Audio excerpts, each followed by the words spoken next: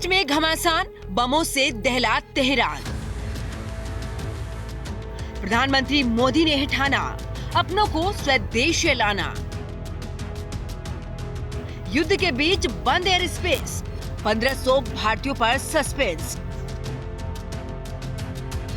Israel ने Iran की राजधानी तेहरान में बम बरसाने शुरू कर दिए हैं। पूरा तेहरान अब इजरायली हमलों की जद में है। ऐसे हालात में ईरान में रह रहे 1500 भारतीय छात्रों सहित तमाम लोग बाहर निकलने की कोशिश में हैं।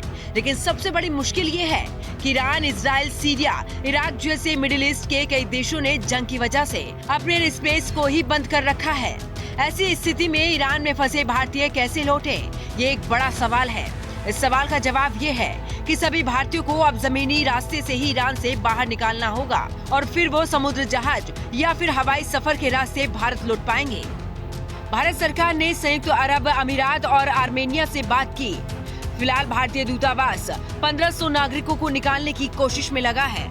कोशिश है कि तेहरान और ईरान के बाकी शहरों में बसे लोगों को सुरक्षित स्थान पर पहुंचाया जाए और फिर वापस लाया जाए।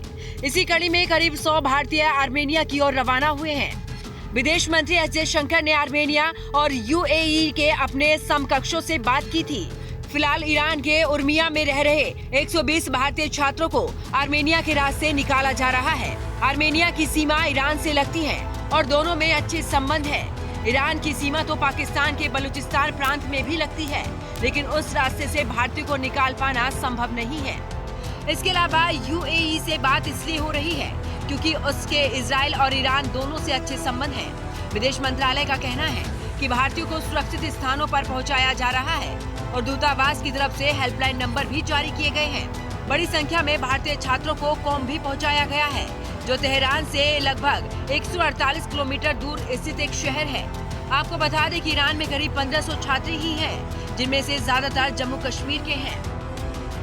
अस्सलामुअलैकुम। मैं पहले वीडियो में भी ये जिक्र कर चुकी हूँ कि हमें as soon as possible evacuate किया जाए, बिकॉज एट दिस पॉइंट हमारे जो भाई हैं तेहरान यूनिवर्सिटी के जो स्टूडेंट्स हैं, उनकी बॉयज डॉम के नजदीक ही हमला हुआ है and they have also been affected by the attack. और कुछ जो स्टूडेंट्स हैं वो जख्मी भी हो गए हैं।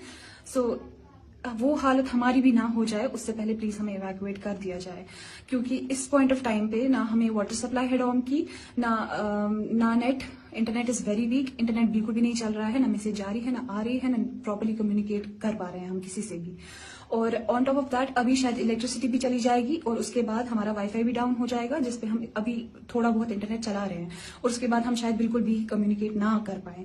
तो please I request LG Manoj Sinha, and CM Omar Abdullah, कि हमें जल्द से जल्द इवैक्यूएट कर दिया जाए।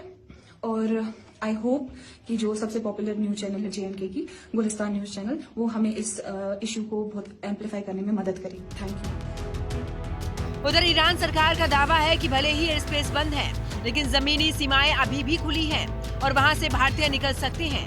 ईरानी विदेश मंत्रालय का कहना है कि हमें कई देशों से रिक्वेस्ट मिली है कि नागरिकों को निकलने दिया जाए। ईरान का कहना है किसी भी देश के राजनयिक या नागरिक निकलने के लिए इन सीमाओं का इस्तेमाल कर सकते हैं। ईरान सरकार ने भारत से कहा है कि वो अपने नागरिकों के नाम, पासपोर्ट नंबर और वाहन की डिटेल दे ताकि उन्हें निकाला जा सके। इसके अलावा ये भी पूछा गया है कि ये लोग किस सीमा के रास्ते निकलना चाहते हैं। ब्यूरो रिपोर्ट, हिंदी खबर।